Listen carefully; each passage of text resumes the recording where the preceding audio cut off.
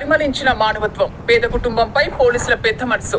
సమాజంలో విలువలు మానవత్వం కోల్పోతున్న సమయంలో ఒక పేద కుటుంబంలో ఆ కుటుంబ పోషకుడు మరణిస్తే మేమున్నామంటూ హుజరాబాద్ పోలీసుల పెద్ద మనసు చూపడంతో ప్రజలంతా షబాస్ పోలీస్ అంటున్నారు.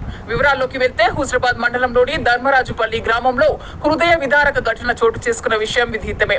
ధర్మరాజుపల్లి గ్రామానికి చెందిన నిరుపేద కుటుంబానికి చెందిన కోట లక్ష్మణ్ మంగళవారం అనారోగ్యంతో మరణిస్తే గ్రామస్తులంతా కలిసి దహన సంస్కారాలు నిర్వహించారు. హుజరాబాద్ పోలీసులు కూడా మేమున్నామంటూ ఆ కుటుంబానికి అండగా నిలిచారు.